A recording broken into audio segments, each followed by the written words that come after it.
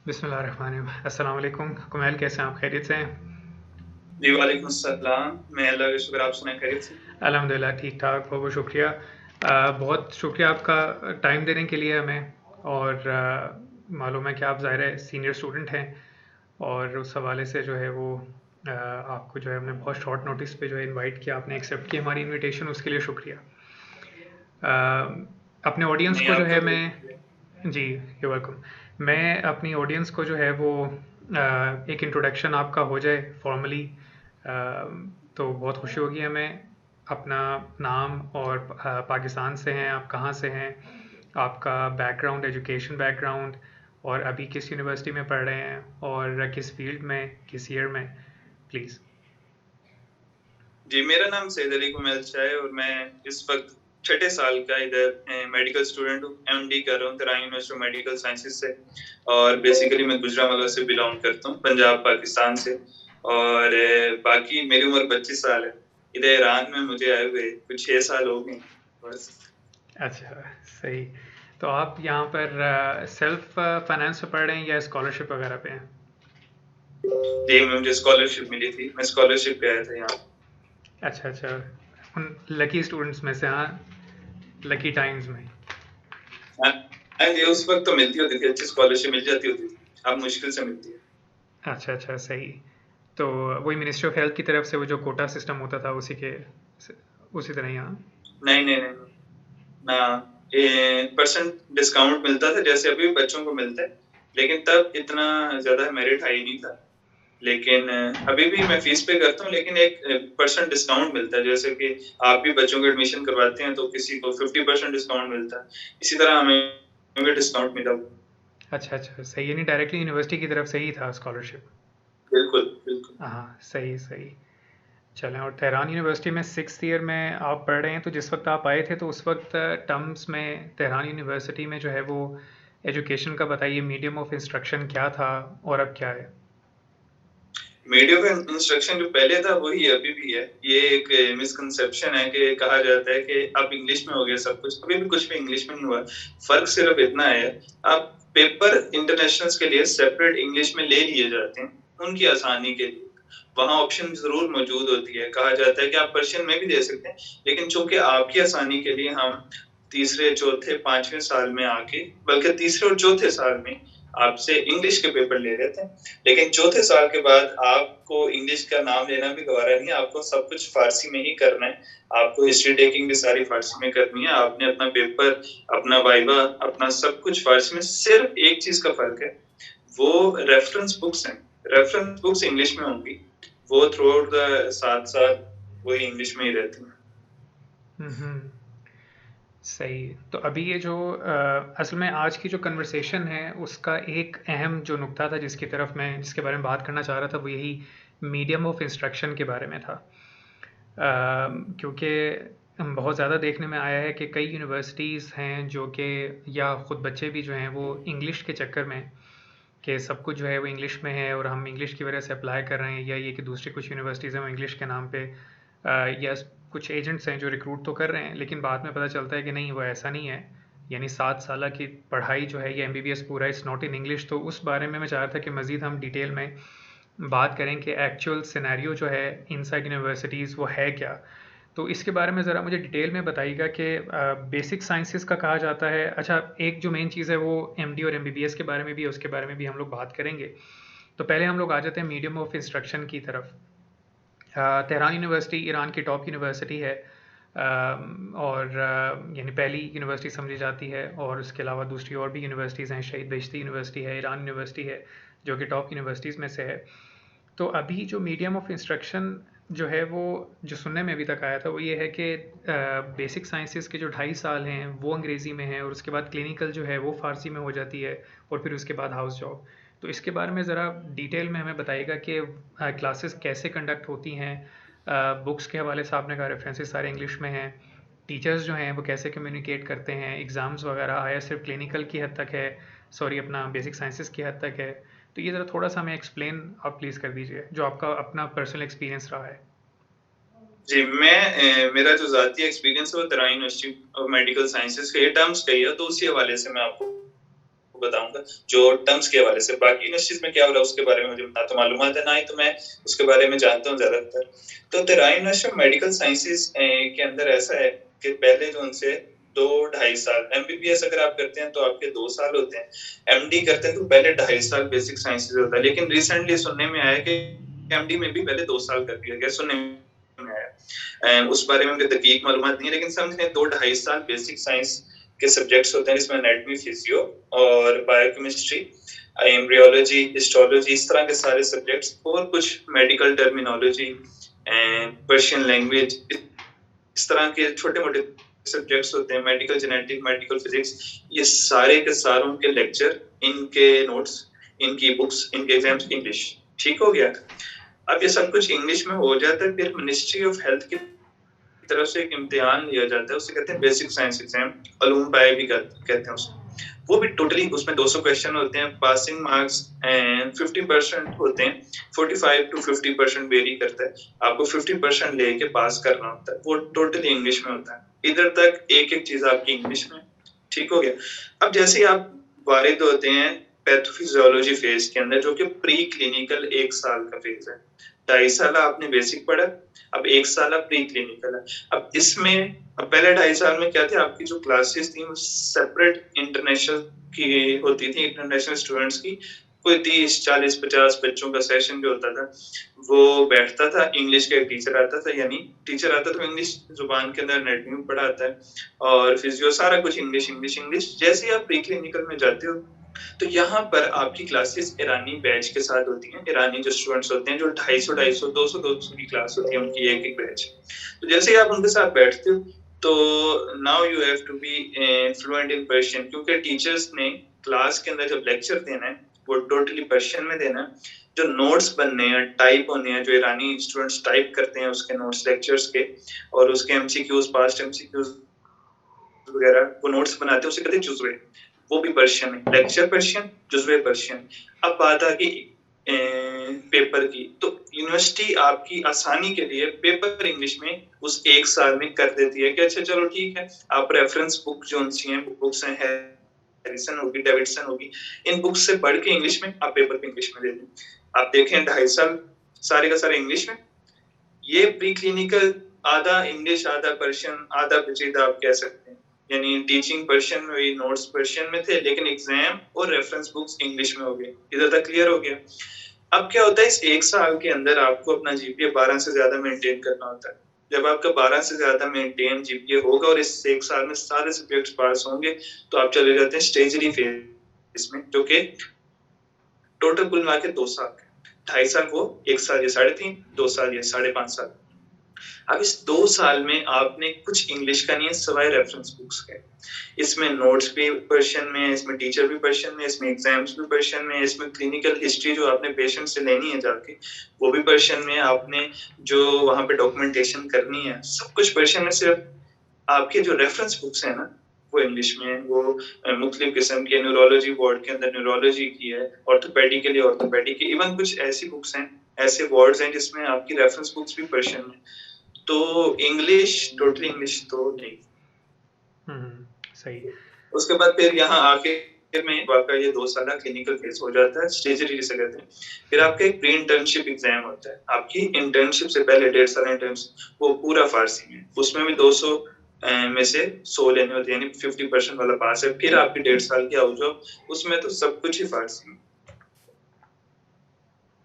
सही, यानी pre internship यानी प्री हाउस जॉब जो है वो भी एग्ज़ाम होता है, वो क्वालिफाई करने के बाद ही आपको हाउस जॉब करने देते हैं, अदरवाइज नहीं। यहाँ पर एक और जो स्टेप है जो कुछ बच्चों को नहीं मालूम, आपको प्री इंटर्नशिप एग्जाम से पहले अपना थीसिस का प्रपोजल सबमिट करवाना होता है, जो इशार के ऊपर जाके आपकी मिनिस्ट्री उस प्रपोजल को, थीसिस का प्रपोजल एक्सेप्ट करेगी, उसके बाद आप इंटर्नशिप एग्जाम में बैठ सकते हैं। अगर आपका प्रपोजल सबमिट नहीं हुआ तो you can not sit into the internship exam, आपको वेट करना पड़ेगा तब तक जब तक आपको प्रपोजल सबमिट नहीं होता थीसिस का। और यही वो स्टेप है कि जहाँ पर एमबीबीएस वाले बच्चे जो हैं वो प्री इंटर्नशिप एग्ज़ाम और थीसिस दिए बगैर एमबीबीएस क्वालिफाई करके डिग्री लेके चले जा सकते हैं, या उनको भी करना होता है? एमबीबीएस वालों को भी प्रपोजल और थीसिस करना पड़ता है। अच्छा, यानी उनको भी एग्ज़ाम भी देना पड़ता है, वही प्री इंटर्नशिप एग्ज़ाम भी देना नहीं, होता है? एग्ज़ाम नहीं देना, उनको हुँ। प्रपोज़ल और थीसिस लिखना। अच्छा, सही। लेकिन सही, ठीक, यानी एमबीबीएस वालों को सिर्फ़ थीसिस देना है, जबकि तेराई अगर यूनिवर्सिटी उन्होंने ऑफ हाउस जॉब करनी है। Medical science, Terai university of medical sciences के प्रपोज़ल की बात कर रहा हूँ, थीसिस की बात कर रहा हूँ।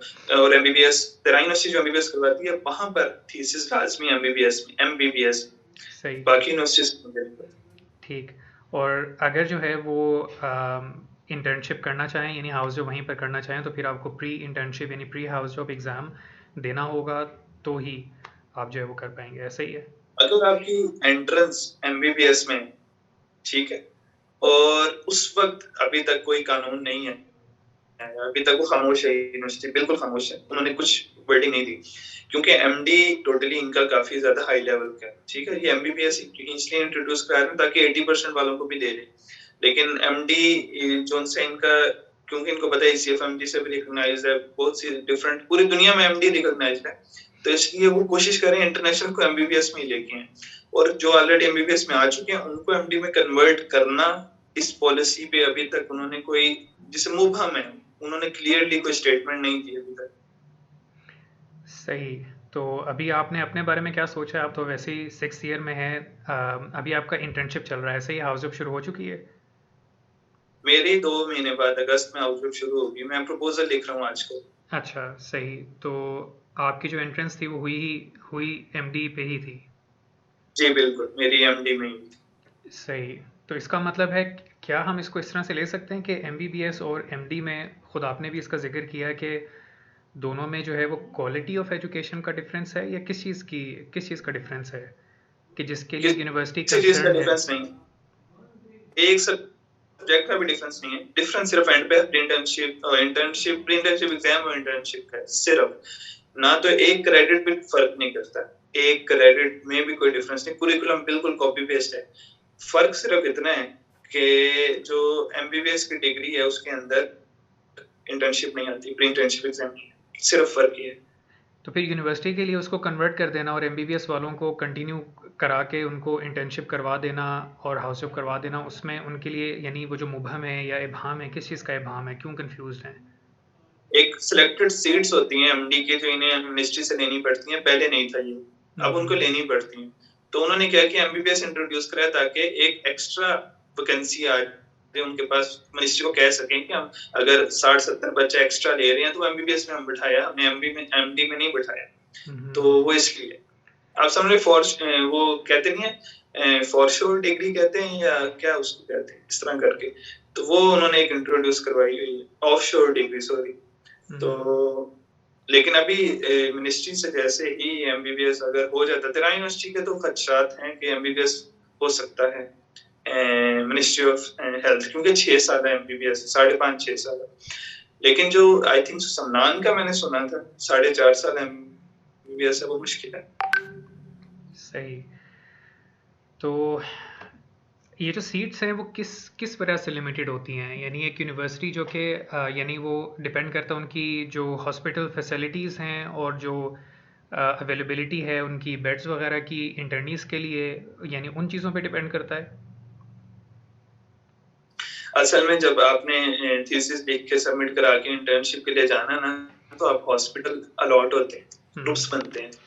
अब नॉर्मली 4-5 का एक ग्रुप बनता है। अगर एक यानी एंट्रेंस के अंदर 200 बच्चा आया हुआ, ठीक हो गया, तो आपको लगता है कि वो 4-4 का ग्रुप बनाएंगे, उसके लिए 14-14, 15-15 का ग्रुप बनना पड़ेगा, ठीक है, जो फिर पूरा सिस्टम ऊपर नीचे हो जाएगा। इसलिए वो चाहते हैं बच्चों को इंटर्नशिप की तरफ लेके ना जाए, उससे पहले ही कहें ये येलो डिग्री एमबीबीएस पे वापस है। वापस जहाँ जाओ। तक मुझे लगता है यही वजह हो सकती है, बाकी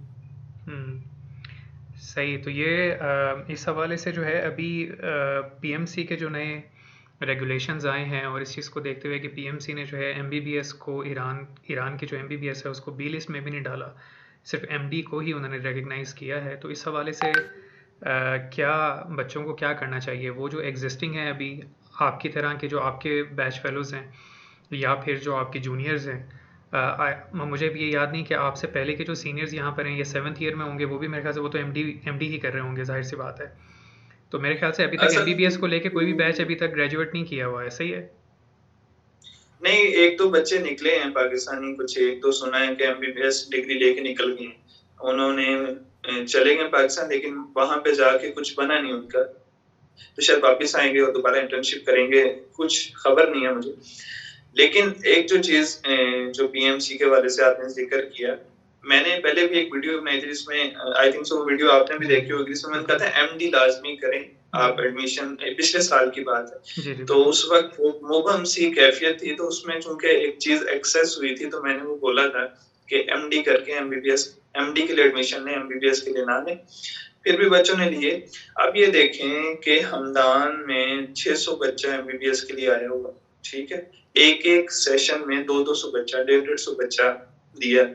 क्या अब ये 200 बच्चा जो सा आगे हुआ है, इसके लिए हमदान यूनिवर्सिटी उसको एमडी में कन्वर्ट करवा सकती है? नहीं, क्योंकि मिनिस्ट्री ने एमडी की सीट्स फिक्स रखी हैं कि मिसाल के तौर पे 40, मिसाल दे रहा हूँ। तो अब वो 200 बच्चे के लिए नहीं, वो यही कोशिश करेगा हमदान यूनिवर्सिटी के एमबीबीएस को कबूल करवाए मिनिस्ट्री से, ठीक? सिर्फ मिनिस्ट्री से करवाना नहीं, फिर अगर इस तरीके से कबूल कराए कि सीएफएमजी भी उसको कबूल करे, इस सीएफएमजी के स्टैंडर्ड पे पूरा उतरे एमबीबीएस, ताकि बच्चे पाकिस्तान पीएमसी अगर नहीं कबूल करता है, एटलीस्ट यूएसएमएलई देके बाहर निकलने के काबिल हो जाए बच्चे। सही। तो अभी जो है वो आपकी वीडियो जो थी काफ़ी इफ़ेक्टिव थी, लेकिन उसके बावजूद हमने भी इस बारे में काफ़ी पिछले यानी सितंबर में जो इनटेक था उसके बारे में वीडियोस बनाई थी कि पीएमसी जो है वो उसके कावानीन जो है वो बदल रहे हैं, और अभी भी यानी ना सिर्फ ये कि सिर्फ एमडी को ही उन्होंने रिकग्नाइज़ किया, बल्कि वो भी हैवी लिस्ट बी में, अभी तक ए लिस्ट में नहीं आया। तो ये भी मैं आपसे पूछना चाह रहा था कि इस बारे में सीनियर स्टूडेंट्स ने या आप जो अपने लास्ट स्टेजेस में हैं, आप लोगों ने यूनिवर्सिटी से इस बारे में बात नहीं की कि वो यूनिवर्सिटी को ए लिस्ट में लाने के लिए क्या कर रहे हैं, उन्होंने क्या क्या इकदाम किए हैं अभी तक? हमारी एम्बेसडर साहब से एम्बेसी के थ्रू उन्होंने असिस्ट किया हमें, हमारी वाइस प्रेसिडेंट अली रजा साहब हैं पीएमसी से, उनसे एक छोटी सी आधे घंटे की एक मीटिंग हुई थी ऑनलाइन, एम्बेसडर साहब भी उसमें मौजूद थे। उसमें हमारा मुद्दा ये था, हम एमबीबीएस को कबूल करवाने के लिए गए थे, और हमारा मुद्दा ये था कि एमबीबीएस को कंसीडर किया जाए तराइन यूनिवर्सिटी का, चूंकि कुरिकुलम से सिर्फ फर्क हाउस जॉब का। तो उन्होंने कहा था कि चूंकि मिनिस्ट्री ऑफ हेल्थ ने ही मिनिस्ट्री ऑफ हेल्थ ईरान ने ही एमबीबीएस को कबूल नहीं किया, तो अब कैसे कह सकते हैं कि हम कबूल करें? पहले मिनिस्ट्री ऑफ ईरान उसको कबूल करे। फिर उन्होंने कहा चूंकि MD ministry of health of Iran से कबूल है, बाकी रेगुलेटर्स जितने भी सीएफएमजी है, डब्ल्यूएफएमई है और जीएमसी एएमसी, सबसे दुनिया के सारे रेगुलेटर्स जितने भी हैं, एमडी कबूल है। लेकिन सेकंड टायर वेरिफिकेशन अभी होने वाली है, वो 2 महीने तक। अली रजा साहब जो वाइस प्रेसिडेंट है, उनके जुमले थे कि 100% यानी 100% एमडी लिस्ट ए में आने वाली है 1-2 महीने तक। बहुत सारी यूनिवर्सिटीज की, ईरान की बहुत सारी अच्छी यूनिवर्सिटीज की एमडी आने वाली। फिर उन्होंने जो आखिर में एक जो जुमला बोला कि हम कोशिश करेंगे इन्वेस्टर साहब के असिस्टेंस के थ्रू कि जितने बच्चे एमबीबीएस में आ चुके हैं, फंस चुके हैं, उनके लिए कोई राह हल निकालें, उनको एमडी की तरफ लेके चलें। यानी उनके इस जुमले से क्या पता चलता है कि वो एमबीबीएस के लिए रजामंद नहीं, ठीक है?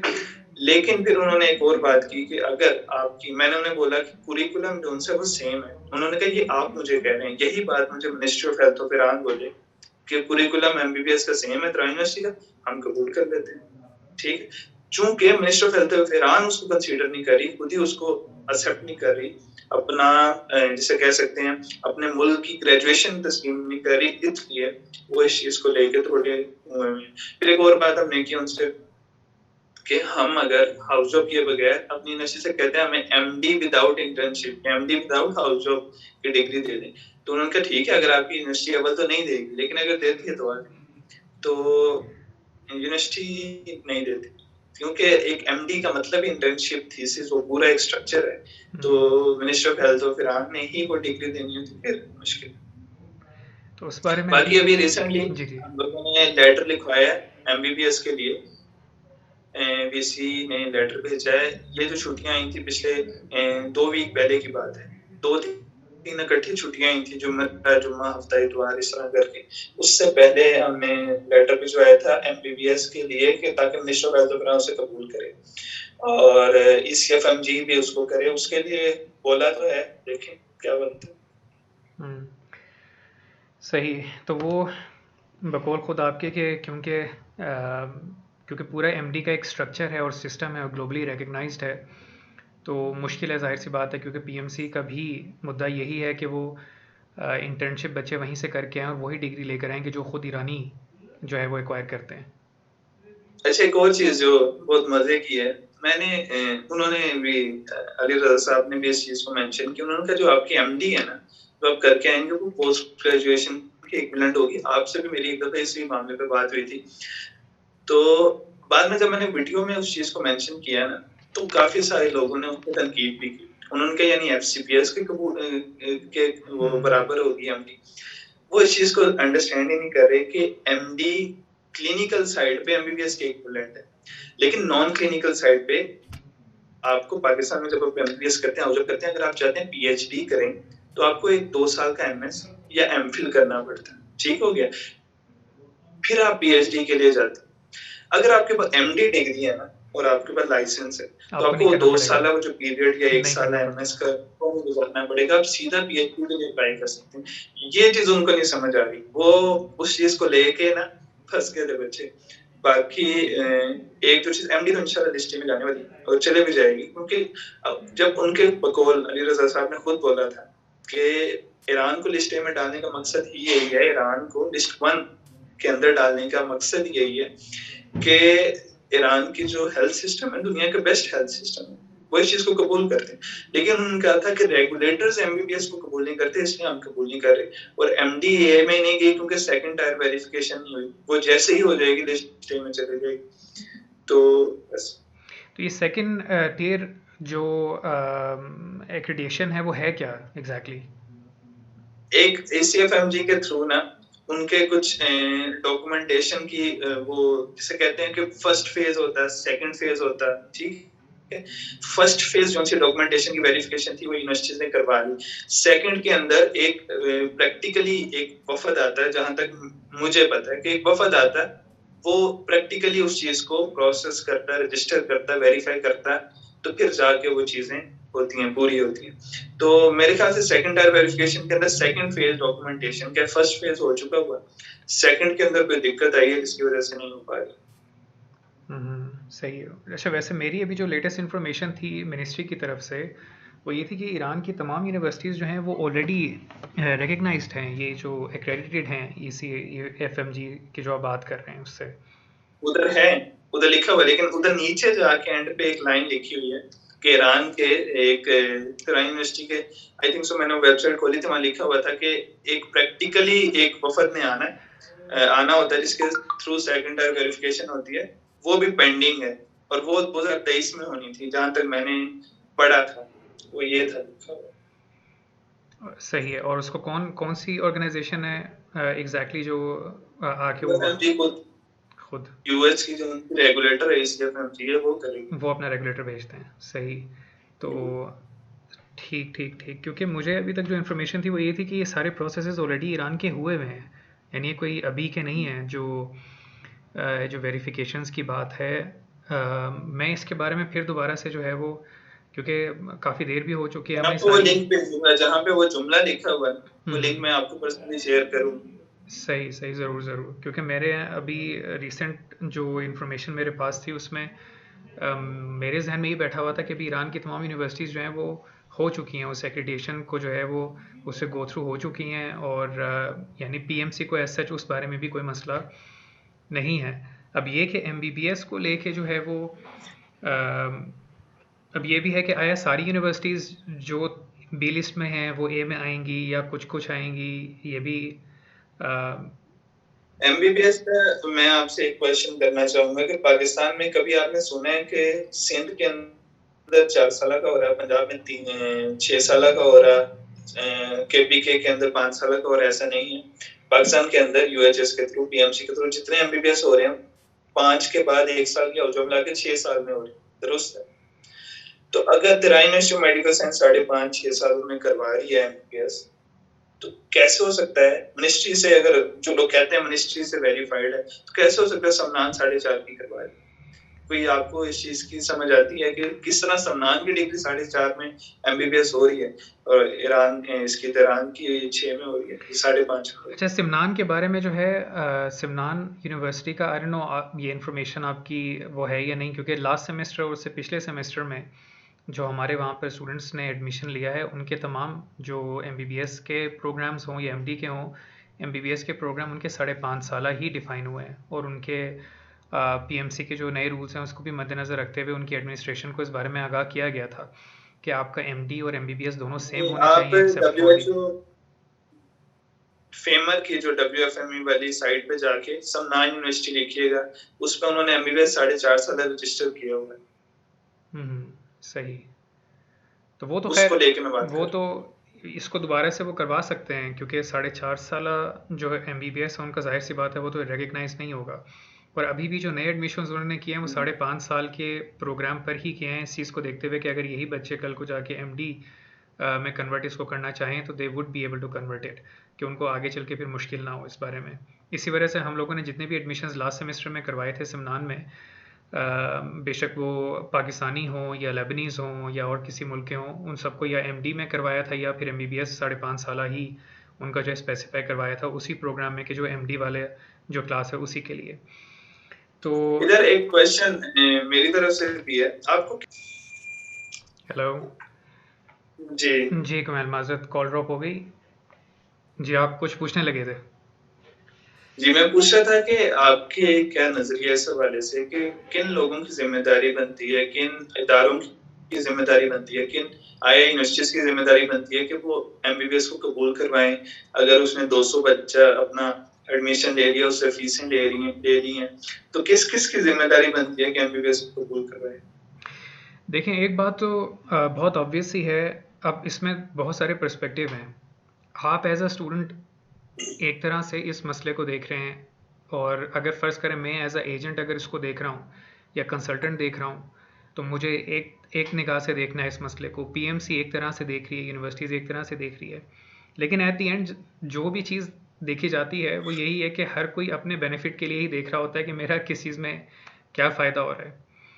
एक चीज़ जो पीएमसी के, देखिए मेरा डायरेक्टली जो मेरी खुद पीएमसी के डायरेक्टर जो हैं डॉक्टर अरशद तकी से मेरी डायरेक्टली उनसे बात रही है इस हवाले से, और बल्कि इत्तेफाक की बात यह है कि सितंबर में जब बच्चों को आइडिया भी नहीं था इस बारे में कि पीएमसी कुछ ऐसा करने जा रही है, मेरी उसी वक्त ही जिस वक्त हम लोग कैंपेन कर रहे थे, तो उसी वक्त ही जो है वो हमें एक मौका मिला उनके साथ जो है ऑनलाइन एक मीटिंग का, क्योंकि ज़ाहिर है वो नए नए अभी प्रेसिडेंट बने थे पीएमसी के, और हमारे एक दोस्त हैं कि जिनकी वजह से उनके साथ हमारा जो है वो हमारी एक ऑनलाइन उनसे मुलाकात हो पाई, डिटेल में उनसे जो है नए कवानीन जो आ रहे हैं पीएमसी के, जो होने वाले थे, लागू होने वाले थे, उसके बारे में उनसे डिटेल में बात हुई ताकि हम बच्चों को गलत रहनुमाई ना कर सकें उस हवाले से। तो उन्होंने ऑलरेडी हमें इन तमाम चीज़ों के बारे में बता दिया था।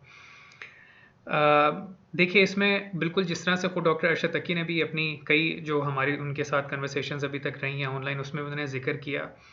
देखें, ईरान जो है वो एक डेस्टिनेशन कंट्री है, और अगर वो चाहता है कि यहाँ पर फॉरेन स्टूडेंट्स आएँ और पाकिस्तानी आएँ, तो जाहिर सी बात है कि उसको अपने आप को उसका एक ब्रिज रिलेशनशिप उसका एक डेवलप होना चाहिए उस मुल्क की मिनिस्ट्री के साथ या पीएमसी के साथ, कि जहाँ से वो स्टूडेंट्स को रिक्रूट कर रहे हैं। अब देखें, मिनिस्ट्री है ऑफ हेल्थ है ईरान की, वजारत बहदाश्त है, उसके अंडर तमाम यूनिवर्सिटीज़ आती हैं। ये वही इदारा है कि जो तमाम यूनिवर्सिटीज़ को लाइसेंस देता है। यूनिवर्सिटीज़ हैं और मिनिस्ट्री है। पीएमसी क्या कह रही है कि हमारा कोई ताल्लुक़ अभी तक बरकरार, अभी तक कोई हमारा कनेक्शन कायम नहीं हो पाया है ख़ुद मिनिस्ट्री से। अब आप मुझे ख़ुद ये बताइए कि यहाँ पर यूनिवर्सिटीज़ चाहती हैं कि स्टूडेंट्स आएँ, यूनिवर्सिटीज़ किन को इस्तेमाल करती है? एजेंट्स को और कंपनीज़ को इस्तेमाल करती है, उनकी सर्विसेज लेती है ताकि स्टूडेंट्स रिक्रूट करें। यहाँ पर यूनिवर्सिटीज़ का काम ख़त्म हो जाता है और एजेंट का भी काम ख़त्म हो जाता है। यूनिवर्सिटीज़ ने कहा एमबीबीएस, पाकिस्तानी बच्चों ने कहा एमबीबीएस बिस्मिल्लाह, बच्चे आए, हमें कमीशन मिला, हमने पैसे कमाए, यूनिवर्सिटी ने पैसे कमाए और बात ख़त्म हो गई। अब यहाँ पर बात ये आ रही है कि ख़ुद स्टूडेंट्स को ही इस बारे में इल्म नहीं था और ना है अभी तक। यानी आप अभी भी अगर आप देखें तो हत्ता आप ही के टर्म्स के ही जूनियर्स इस वक्त जो हैं वो कई यूनिवर्सिटीज़, कई एजेंट्स के साथ मिलके अभी भी एमबीबीएस के लिए ही बच्चों को रिक्रूट कर रहे हैं। ठीक है, सब एजेंट्स के तौर पे। अब यहाँ पर खुद आप मुझे ये बताइए कि आपके अपने ही स्टूडेंट जो टर्म्स में पढ़ रहे हैं उनको पीएमसी के कानून का भी पता है और उनको पता है कि उनको भी आगे चल के ये मसला फेस करना पड़ेगा, तो कैसे जो है वो खुद इतनी बड़ी एक चीज़ को, हकीकत को इग्नोर करके वो स्टूडेंट्स को अभी भी जो है ना गाइड करें एमबीबीएस के लिए कि नहीं यार छोड़ो, पीएमसी का कुछ पता नहीं है, एमडी को अल्लाह देखेगा बाद में क्या होगा। जिसको भी अप्लाई करना है वो एमबीबीएस के लिए अप्लाई करे। क्यों? क्योंकि आपके सामने ही है कि कुछ यूनिवर्सिटीज़ हैं कि जिनका एमबीबीएस प्रोग्राम निस्बतन एमडी के सस्ता है। ठीक है, कोई यूनिवर्सिटी है जो अपना एमबीबीएस का प्रोग्राम जो है वो 3000 में करवा रही है, जबकि उन्हीं का एमडी का प्रोग्राम 5000 में हो रहा है। अलबत्ता कुछ यूनिवर्सिटीज़ हैं कि जिनका एमबीबीएस और एमडी का प्रोग्राम निस्बतन एक ही या कीमत का है, एक ही प्राइस है उनका फ़ीस स्ट्रक्चर, या फिर ये कि थोड़ा सा डिफरेंस है, मतलब $100-200 का डिफरेंस है, ज़्यादा नहीं है। तो यहाँ पर जो चीज़ देखिए, जो चीज़ इम्पोर्टेंट है वो ये है, जो एप्लीकेंट है, एप्लीकेंट तक बात सही तरह से नहीं पहुंचाई जा रही। ठीक, एक बात ये है। और जहाँ पर फिर वो बात आती है उसकी कि अब फॉर एग्जांपल हमसे इस वक्त जो भी रब्ता करते हैं तो हम उनको बता देते हैं एमबीबीएस भी है और एमडी भी है। क्या आपको मालूम है कि पीएमसी ने एमडी जो है उसको सिर्फ एक्सेप्ट किया है, एमबीबीएस को नहीं किया? तो एक चीज़ तो रिस्पॉन्सिबिलिटी आती है एजेंट्स की और कंपनीज़ की, रिक्रूटर्स की, कि वो सबसे पहले स्टूडेंट्स की रहनुमाई करें, फैमिलीज़ की रहनुमाई करें इस हवाले से। दूसरी बात आती है यूनिवर्सिटी की, कि यूनिवर्सिटी को देखें बिजनेस करना है, सीधी सीधी बात है, और इसमें कोई बुरी बात भी नहीं है। हर पूरी दुनिया की यूनिवर्सिटीज़ कर रही हैं, यूनिवर्सिटीज़ यहाँ की भी कर रही हैं। अगर उनको बिजनेस करना है तो वो भी स्टूडेंट्स को इस चीज़ को अहमियत देते हुए कि भाई आप पाकिस्तानी हैं, आप आ रहे हैं, तो वो भी वहाँ से अपना क्लियर स्टैंस उनको दें। वो ये ना करें कि उनको जो है बच्चों को सिर्फ इसमें एमबीबीएस में आओ या उसको मुझे तो पैसे चाहिए, बात ख़त्म, मुझे कोई कंसर्न नहीं है। नहीं, उनको अपना कंसर्न शो करना है। अभी एक चीज़ जो सामने आई है, जो देखने में आई है, वो ये है कि ख़ुद यूनिवर्सिटीज़ वो इस लेवल पे आके रुक जाती हैं कि स्टूडेंट आ गया है, उसने पैसे दे दिए हैं, अब बस हमारी जिम्मेदारी ख़त्म, एजुकेशन डिपार्टमेंट इनको संभालेगा, पढ़ते हैं पढ़ें, नहीं पढ़ते ना पढ़ें, हमने अपना कमाना था, मार्केटिंग डिपार्टमेंट ने अपना काम कर लिया। ठीक है, जो एजेंट्स के साथ सरोकार जिनका रहता है उन्होंने अपना काम कर लिया, ख़त्म बात। अब एजुकेशन डिपार्टमेंट जाना है, ये हमारा कंसर्न नहीं है कि आगे क्या है, क्या रिकग्नाइज हुआ है, क्या नहीं हुआ। वो पाकिस्तानी जाने, पाकिस्तान जाने, पीएमसी जाने, उधर से एनएमसी जाने, इंडियंस जाने, वो खुद जाने, लुबनानी जाने, जो चाहे जाए। खुद इंटरनेशनल डिपार्टमेंट अपने आप को एडमिशन करवाने के बाद अलग हो जाता है, वो किसी किस्म के स्टूडेंट अफेयर में एंट्री नहीं होते। अच्छा, अब अगर हो भी जाते हैं, बात यहाँ पर क्या आ रही है कि पीएमसी क्या कह रहा है, भाई हमारा कोई जो है ना वो यहाँ पर कोई लिफ्ट ही नहीं करा रहा। लिफ्ट क्या मतलब? आप जब खुद आपकी यूनिवर्सिटी ही आगे कंसर्न नहीं है कि वो मिनिस्ट्री ऑफ हेल्थ को, उनके इंटरनेशनल डिपार्टमेंट को ये बात कहे कि भाई ये पाकिस्तानी स्टूडेंट्स हैं, इनकी ये डिमांड्स हैं और ये कन्फ्यूजन्स हैं, इसको दूर करने के लिए आपका काम बनता है कि आप जो है वो मिनिस्ट्री ऑफ हेल्थ से, पाकिस्तान से, पीएमसी से राब्ता कायम करें। तो यहाँ पर आगे देखें, पहला स्टेप सुस्ती का कहाँ से आ रहा है? खुद यूनिवर्सिटी की तरफ से आ रहा है, इंटरनेशनल डिपार्टमेंट की तरफ से आ रहा है। जब वही आगे मिनिस्ट्री के ऊपर प्रेशर नहीं डालेंगे तो आगे मिनिस्ट्री ने क्या किसी और से जो है वो राब्ता करना है। ये दो डिपार्टमेंट्स बहुत इंपॉर्टेंट हैं। एक इंटरनेशनल डिपार्टमेंट यूनिवर्सिटी का, के रिक्रूटमेंट के बाद आपकी जिम्मेदारी और बढ़ जाती है कि आपने कैसे इन बच्चों को फैसिलिटेट करना है। उसके बाद बात आती है कि आपने मिनिस्ट्री ऑफ हेल्थ से, इंटरनेशनल डिपार्टमेंट जो है उसके साथ आपने आया राब्ता कायम किया या नहीं किया? उनके थ्रू आया आपने पीएमसी को अप्रोच किया नहीं किया? नहीं किया। अभी तक तो किसी यूनिवर्सिटी ने नहीं किया। आपने जो कहा कि हमने अभी 2 हफ्ते पहले ही जो बात की है डॉक्टर अली रज़ा से, तो उन्होंने इस बात का इजहार किया होगा कि भाई अभी तक तो किसी ने, हमें तो खुद मिनिस्ट्री ने ही नहीं अभी ये बताया। जब मिनिस्ट्री ही ने कोई इन्फॉर्मेशन दे रही तो भाई हमें क्या पता क्या हो रहा है वहाँ, क्या नहीं हो रहा। ठीक, तो जी उन्होंने ये मेंशन किया कि एम के डॉक्यूमेंट जरूर उन्होंने शेयर किए, एमबीबीएस के नहीं किए, चूंकि एमडी के उन्होंने शेयर किए क्योंकि उनको एतमाद है एमडी के ऊपर। उन्होंने एक और चीज जो मेंशन की, बाकी बीसी की तरफ से, बीसी ने मुझे मेल दिखाई है जो यूनिवर्सिटी ने खुद सेंड किया पीएमसी को, और पीएमसी के रिप्लाई में ये था कि आपका जो एमबीबीएस है जब तक मिनिस्ट्री ऑफ हेल्थ से नहीं होगा तब तक हम कबूल नहीं करेंगे, एमडी हम कबूल करते हैं। तो वो फिर एमबीबीएस के लिए उन्होंने बीसी ने मिनिस्ट्री को वो लिखा है, जो भी नोटिफिकेशन, जो भी उनका लेटर वगैरह, और उसका बल्कि वो उन्होंने नंबर भी मुझे दिया है और कहा अगर आप खुद पर्सनली इसकी बरसी करना चाहते हैं तो मिनिस्ट्री ऑफ हेल्थ तो फिर आन जाके इसकी करें। तो अभी आजकल तो बिल्कुल भी वार्ड चल रहे हैं, टाइम नहीं निकला, मैं जब भी टाइम निकलेगा मैं उसकी जरूर पेगिरी करूँगा। ज़रूर ज़रूर, नहीं आप ज़रूर उसकी वो करिएगा, परसू कीजिएगा उसको, और हमें भी इस बारे में बताइएगा क्योंकि बहरहाल बहरहाल जो भी है एट द एंड जाके स्टूडेंट्स की रहनुमाई, सही रहनुमाई के लिए बहुत ज़रूरी है कि जो भी इस फील्ड में काम कर रहे हैं, बेशक वो हम हैं, मैं हूँ, edu.iran है, या दूसरी और कंपनीज़ हैं, रिक्रूटर्स हैं, स्टूडेंट्स हैं, कि वो जिसने भी आगे आगे रहनुमाई करनी हो किसी की भी, तो वो सही रहनुमाई करे। एमबीबीएस के हवाले से तो मुझे पक्का ये पूरा यकीन है कि वो एमबीबीएस को किसी भी उन्वान से जो है वो पीएमसी रिकग्नाइज़ नहीं करेगी। और तो इसके बारे में वो कई दफ़ा इजहार भी कर चुके हैं, क्योंकि पीएमसी ने अपना एक सीधा सीधा सा वो स्टैंस बना लिया है कि कोई भी शख्स कहीं पे भी किसी भी मुल्क में जाके पढ़ रहा है तो उसकी वही डिग्री पढ़ के आए कि जो वो अपने बच्चों को पढ़ाते हैं। यानी वो फॉरेनर्स के लिए, वो ऑफ शोर्स के लिए, और ये इस तरह की कोई प्लानिंग उनकी ना हो कि लो जी इन्होंने तो यहाँ रुकना नहीं है, इनको जो है वो शॉर्टकट करवा के जो है ना निकालो, जगह हमारे पास भी नहीं है। तो बहरहाल ये वो चीज़ें जो मेरे ख्याल से एमडी एमबीबीएस जो है वो उसके लिए अप्लाई करना। और आई डोंट नो, मैं आपसे ये पूछना चाहूँगा कि आप जो एमडी कर रहे हैं, आपका अपना एक्सपीरियंस और अपना जो आप यानी जो what ever your the experience you went through, उसको देखते हुए आप मुझे ये बताएं कि क्या एमडी ही करना यानी बेहतर नहीं है ईरान से? जब फर्क है ऑब्जर्व का, तो फिर तेरा यूनिवर्सिटी की, मैं बार बार ये बात कर रहा हूँ कि तेरा यूनिवर्सिटी की जो एमडी और एमबीबीएस में फर्क ऑब्जर्व का, आप यकीन जानिए 2 महीने बाद मेरी इंटर्नशिप एग्जाम और ऑब्जर्व शुरू हो जानी है। मैं 2 महीने बाद उस एमबीबीएस लिए हुए डिग्री के बराबर हूँ, जिस बच्चे ने एमबीबीएस किया है उसी के बराबर हूँ। कोई मेरे में और उसमें फर्क नहीं। तो मैं नहीं समझता कि दोनों में कोई ऐसा कोई फर्क है, कोई डिफरेंस। हाँ, लेकिन इन जनरल मैं जब आपसे ये कह रहा हूँ कि कुरिकुलम से, एमडी, हाँ नहीं वो तो सेम, वो तो हमें पता चल गया कि करिकुलम सेम है, सब कुछ सेम है, कोई डिफरेंस नहीं है, एक क्रेडिट का भी नहीं है, एक चीज़ का भी नहीं है। लेकिन ये कि आपका अपना पर्सनल एक्सपीरियंस जो है, वैसे ही कि आप इंटर्नशिप में अभी तक आए नहीं हैं, लेकिन अगर आए हो तो ज़्यादा बेहतर था।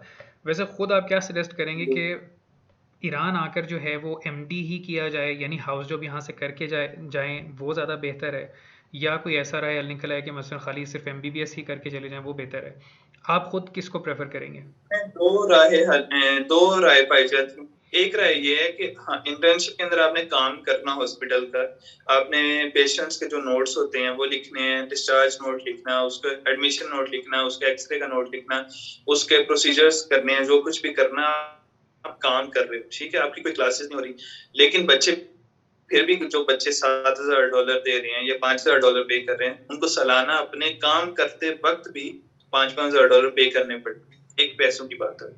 दूसरी बात आ गई जुबान फारसी में होगी। यही बच्चा जो 5.5 साल एमबीबीएस करके पाकिस्तान जाके अगर वो उर्दू जुबान में 1 साल जॉब करेगा, वो ज्यादा इफेक्टिव होगा। अब ये एक नजरिया है कि वो वहां पे पैसे चाहे मिले ना मिले, वो सेपरेट बहस है, ठीक है, लेकिन पैसे दे तो नहीं ना रहा वहां पाकिस्तान में जाके। अब अगर पाकिस्तान में जाके पैसे दिए बगैर वहां पे 1 साल जॉब करेगा, इफेक्टिव भी है, उसकी अपनी जुबान में है, वो चीजें इजीली सीखेगा। यहाँ पर लैंग्वेज बैरियर भी है, पैसे भी पे करने, तनख्वाह भी नहीं मिलनी, कुछ भी नहीं। एक ही दूसरा बात है कि अगर जो दूसरा नजरिया है कि आप पूरे 5.5 साल आपने फारसी में उस सिस्टम में किया, इधर की हाउस जॉब्स जो उनसी हैं या इंटर्नशिप्स हैं वो प्रॉपर्ली रेगुलेटेड है, उनको पहले से पूरा स्ट्रक्चर है कि आपने किस किस हॉस्पिटल में जाना, 18 हॉस्पिटल्स के साथ एफिलिएटेड है। पाकिस्तान में एक ही हॉस्पिटल में आप जाते हैं, हाउस जॉब करते हैं, इधर 18 डिफरेंट हॉस्पिटल में आपके रोटेशन चलेंगे, आप हर एक स्पेशलिटी हॉस्पिटल में जाओगे, ऑप्थेमोलॉजी के लिए ऑप्थेमोलॉजी में जाओगे, आप मिसाल कार्डियो के लिए कार्डियो वाले हॉस्पिटल में जाओगे, हर एक के लिए एक स्पेशलिटी हॉस्पिटल, ईएनटी के लिए ईएनटी वाले में जाओगे। तो इधर ये बेनिफिट है कि पूरा स्ट्रक्चर ऑलरेडी मौजूद है, वैरायटी मौजूद है, डॉक्टर्स, क्वालिटी ऑफ डॉक्टर्स हैं अच्छे, सब स्ट्रक्चर पहले से बना बनाया, आपको बस उससे गुजरना। इधर ये सीन है। उधर चूंकि मेरा कोई जाती एक्सपीरियंस नहीं है, मुझे पता नहीं है कि वहां पर क्या सीन है। सही। और स्पेसिफिकली मेरे ख्याल से स्पेशलाइजेशन को लेके हम लोगों ने पहले भी डॉक्टर इमरान अब्बास के साथ भी एक मीटिंग की थी, तो उन्होंने स्पेशलाइजेशन भी ईरान ही से की थी। तो अव्वल तो ये मैं पूछना चाहूँगा कि क्या इरादा है, स्पेशलाइजेशन के लिए ईरान में रुकना है या जाना है वापस? एज का वो हिस्सा स्टार्ट होने वाला जब फैमिली वेट करती है कमा के कुछ लाएगा, और फैमिली वेट करती है कि कुछ करेगा हमारे लिए, अब कुछ वापस भी करेगा, और सारे एक्सपेक्ट कर रहे होते हैं कि 7 साल एमबीबीएस के बाद आएगा, कुछ कमाएगा, कुछ आते सारी जिसे कहते हैं धुआं निकाल देगा। लेकिन अब मैं अगर उन्हें कहूँ कि मैं इधर ही $5,000 सालाना मेरी फीस भी पे करें, मैं इधर ही 4 साल दोबारा पढ़ना चाहता हूँ, तो वो मुश्किल है, वो मैं खुद भी कबूल नहीं करता। इंसान की वो एज शुरू हो गई है जिसमें आपने अब कमाना है, ना कि आपने पे करना। ठीक है, हम सारे मिडिल क्लास फैमिली से हैं, और मिडिल क्लास फैमिली वाले जब बच्चे पे इन्वेस्ट करते हैं तो उसका फिर वापसी का वेट करते हैं कि कब वो अपने पाँव पे खड़ा होगा। तो अभी तक तो कोई ऐसा इरादा नहीं है, लेकिन फ्यूचर में देखें क्या बनता है। सही।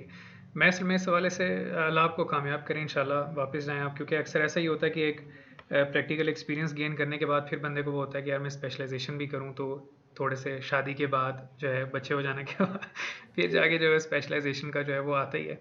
लेकिन वहाँ पर भी स्पेशलाइजेशन के लिए उन बच्चों के लिए कि जिनको शायद इस बारे में ना पता हो, कि अगर ईरान में ही रहते हुए कोई स्पेशलाइजेशन करना चाहे, उसके पास एमबीबीएस की डिग्री हो, तो उसके लिए भी जाहिर सी बात है कि वो क्लिनिकल में जाके, सॉरी, अपना जो हाउस जॉब है वो करके एमडी करके ही, यानी एमडी की डिग्री के साथ ही वो स्पेशलाइजेशन कर सकता है, नॉट अदरवाइज।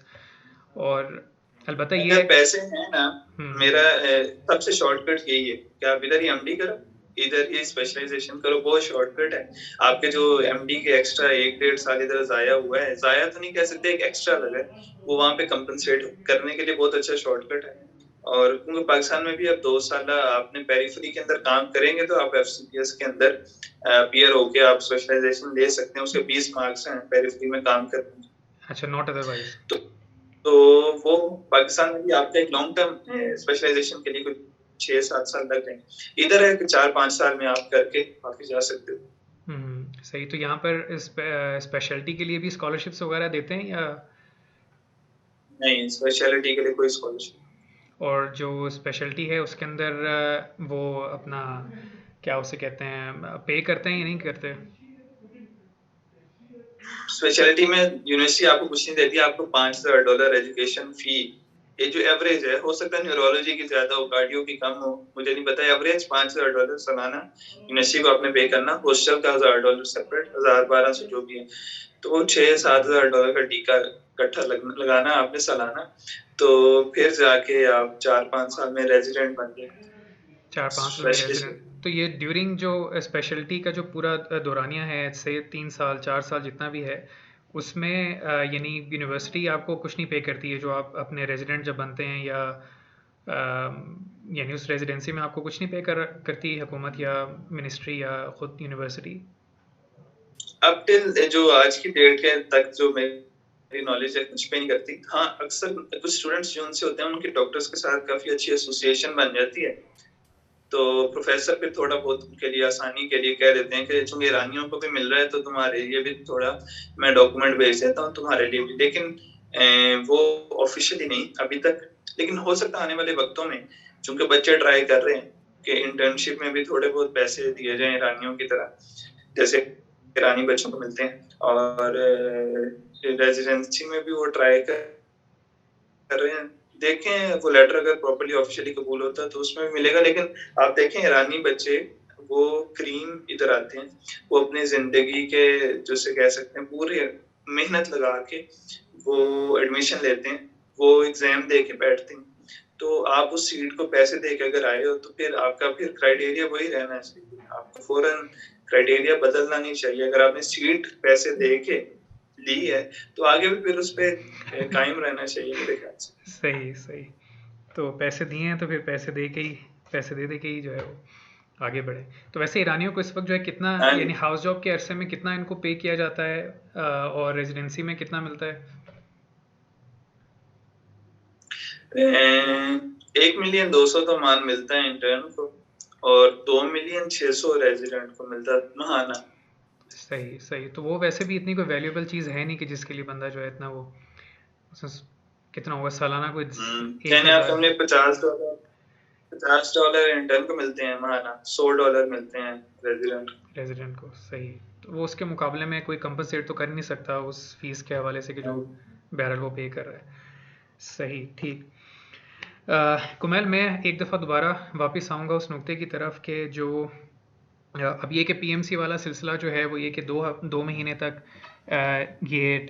यानी उस एक्रीडेशन के बाद जो है वो दोबारा से पीएमसी जो है उन यूनिवर्सिटीज़ को स्टे में डाल दे। उम्मीद है कि ये जल्दी जो है ये प्रोसेस पूरा हो जाए।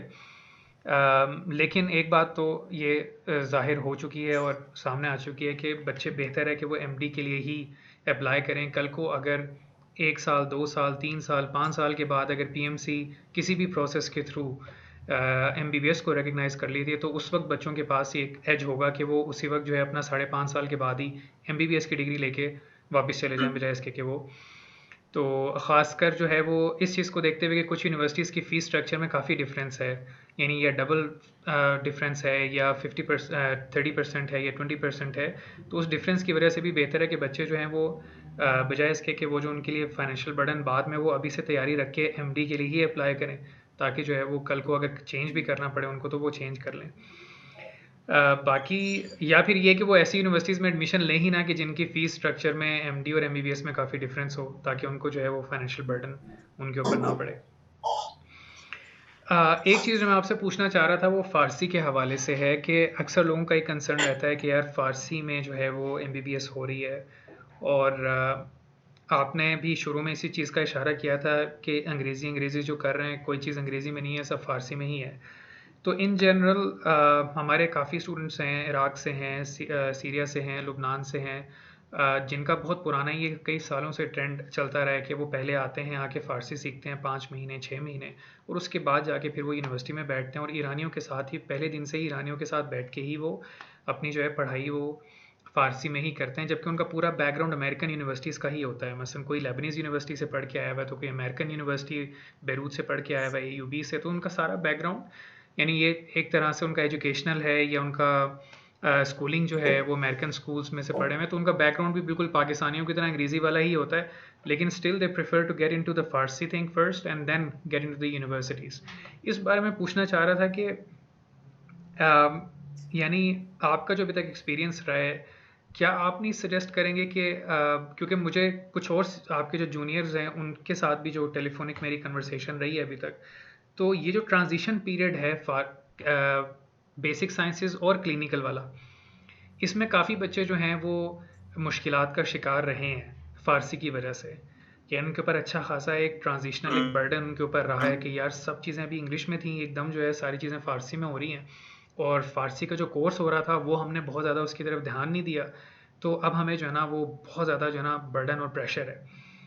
तो what's your take on this कि क्या अगर सारे, क्योंकि अल्टीमेटली तो फारसी में ही सब कुछ करना है, तो वॉन्ट यू प्रेफर और सजेस्ट कि अगर बच्चे जो हैं वो जो भी शख्स नियत करके बैठा हुआ है कि मैंने ईरान जाना है, तो वो बजाय इसके कि वो फारिग बैठा रहे, उससे बेहतर नहीं है कि वो पहले से ही आने से कई महीने पहले 4 महीने पहले छुट्टियों में 5 महीने पहले वो फारसी जो है अपनी किसी तरह शुरू कर दे। ऑनलाइन प्रोग्राम्स जो हैं वो भी अवेलेबल हैं।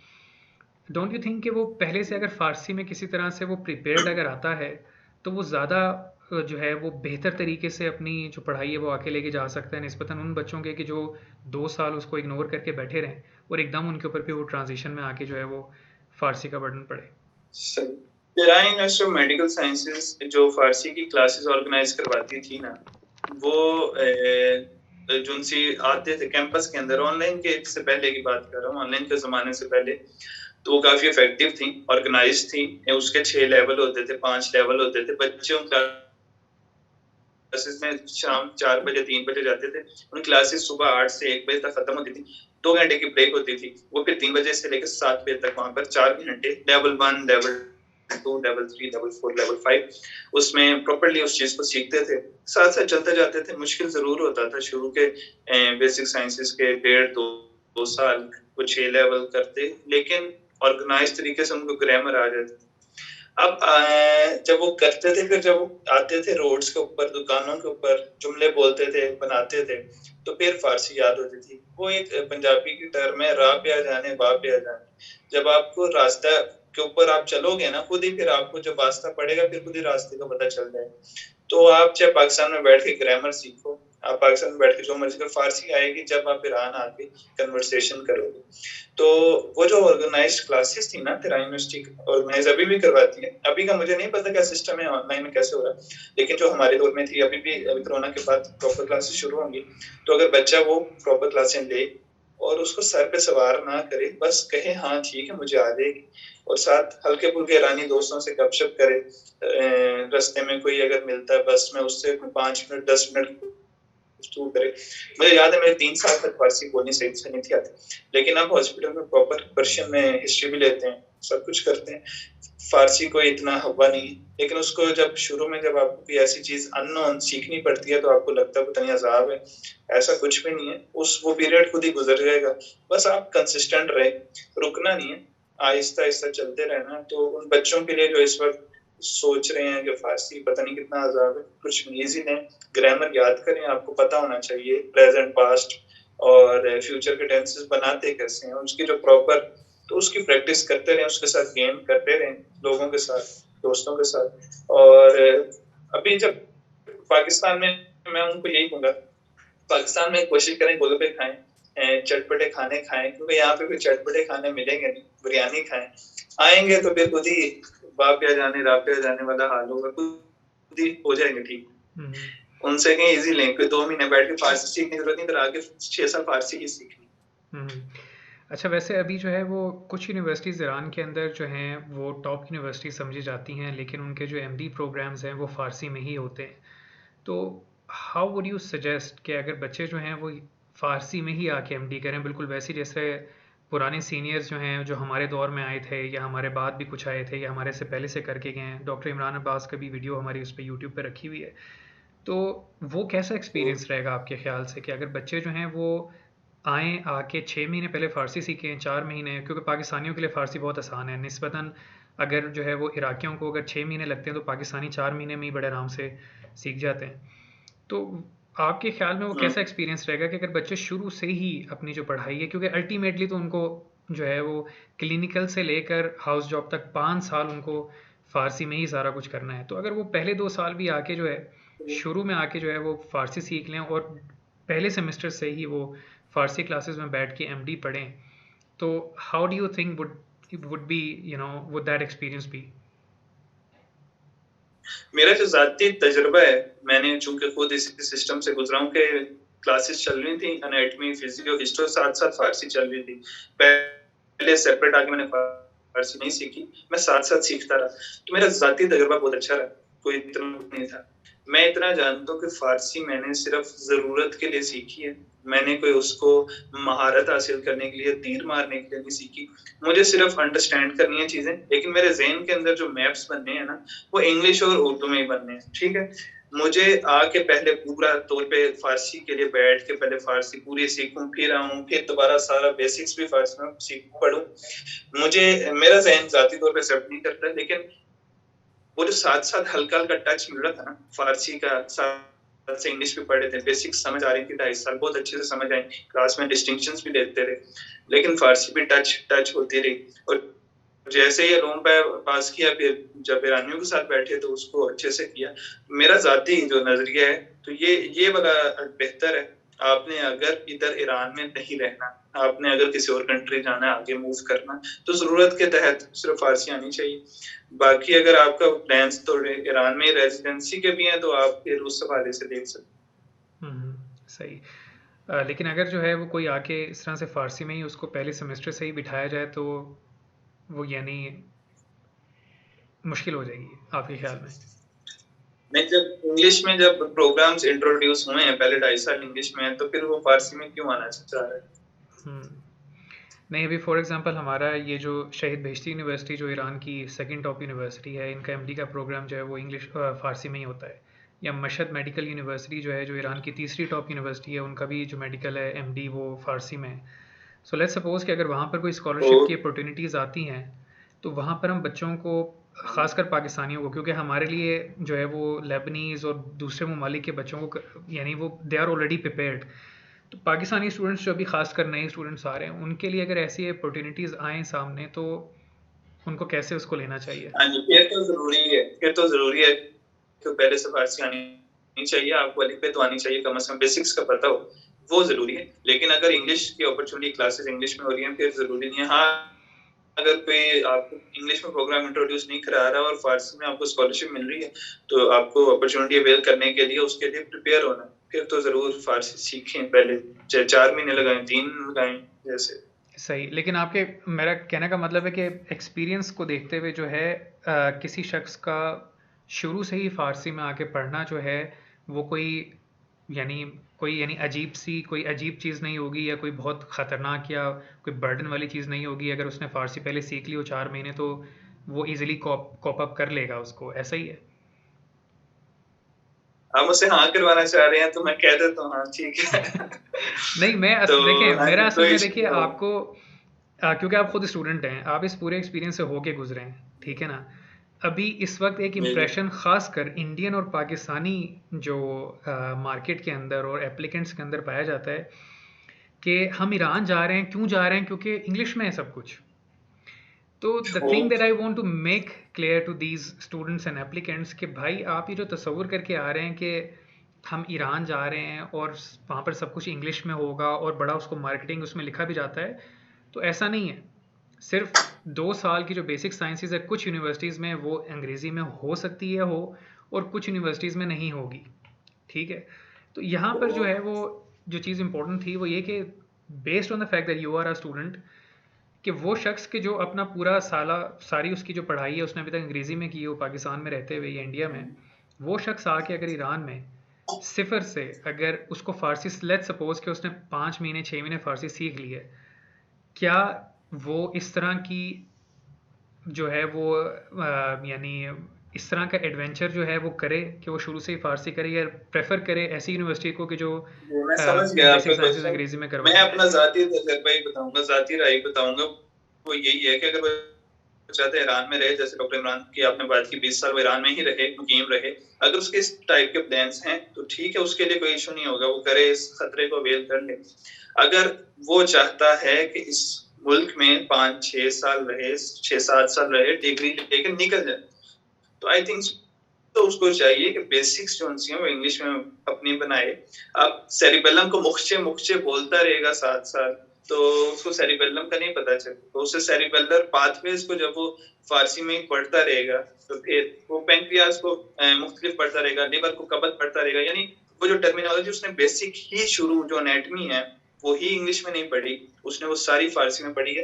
तो वो फिर ईरान के लिए उसके ज़्यादा ईज़ी होगा, ईरान में ही कंटिन्यू करना। लेकिन अगर वो चाहता है निकल जाए, कहीं आगे निकलना, उसने अमेरिका जाना, इंग्लैंड जाना, तो आई थिंक सो उसको ये रिस्क नहीं लेना चाहिए, मेरी ज़ाती राय है। बाकी लेकिन हम आपकी लोग और मुख्तलिफ लेकिन हम सिर्फ अभी बात कर रहे हैं पहले 2 साल की, क्योंकि अल्टीमेटली वो 2 साल में पहले अंग्रेजी 2 की वो। साल बेसिक की तालीम है, हम्म, बेसिक्स है। आपने मिसाल के सेल के अंदर ऑर्गेनेलिज़ के हैं, उस ऑर्गेनेलिज़ के पाथवेज़ क्या हैं, वो सारे अगर आप इंग्लिश में, आपने पहले बायोलॉजी इंग्लिश में पढ़ी है, अब भी इंग्लिश में पढ़ोगे, तो फिर आपके वो ज़हन के अंदर मैपिंग होती है। ज़हन उस चीज़ को, जब भी आप डिज़ीज़ अल्ज़ीमर पढ़ते हो, तो आपको पता है टाउ कौन-सी प्रोटीन बनती हैं, टैंगल्स बनती हैं, उसके अंदर बनती है, आपके ज़हन में टर्मिनोलॉजी ऐसे फट-फट आती है। अब जब आपने फ़ारसी में बेसिक ही फ़ारसी में पढ़ी है, तो फिर आपके ज़हन में वो टाउ प्रोटीन का कुछ और ही आ रहा होगा उस वक़्त। उस वक़्त कोई और ही चीज़ें मैपिंग हुई होगी पूरी फ़ारसी। तो आई थिंक सो पहले 2 साल कम से कम मेरी ज़ाती राय है कि उसको बेसिक इंग्लिश में करनी चाहिए, अगर वो पीछे से इंग्लिश बैकग्राउंड से। या कम से कम जो है वो रिसोर्सेज वगैरह यूज़ करे कि जो बजाय इसके कि टीचर्स के नोट्स फ़ारसी में, बेहतर है कि वो रिसोर्सेज ओरिजिनल अंग्रेज़ी में ही इस्तेमाल करे ताकि उसकी जो बेस है वो अंग्रेज़ी में ही डेवलप हो सके। हाँ, सही। जी। चलें कुमैल, बहुत बहुत शुक्रिया आपके टाइम का, और बहुत खुशी हुई। हमारी काफ़ी चाहत है कि किसी दिन हमें आप एक लाइव कैंपस टूर जो है वो अगर करवा सकें हॉस्टल लाइफ का, और यानी हॉस्टल वगैरह जो हैं आपके सोने टर्म्स के काफ़ी अच्छे हॉस्टल्स और फैसिलिटीज़ वगैरह हैं। तो किसी दिन जो है हमें टाइम दे के एक टूर जो है हमें यूनिवर्सिटी का भी और एक हॉस्टल का भी एक ऑनलाइन टूर हमें करवाइएगा, हमें जी। बहुत खुशी होगी। अब ज़ाहिर है पढ़ाई से आपकी ज़रा थोड़ा सा टाइम निकाल के अगर हो सके आपके लिए। इंशाल्लाह कोशिश यही होगी, अगर मैं ना हो सका, कोई और दोस्त अहबाब जितने भी हैं, उनके ज़िम्मे लगा देंगे, वो आपसे कनेक्ट कर लेंगे, तो वो आपको अच्छे ज़रूर, से गाइड भी कर देंगे। इंशाल्लाह इंशाल्लाह ज़रूर। अभी आप हॉस्टल में ही हैं ज़ाहिरन? जी, जी, मैं उस टाइम सही सही, चलें।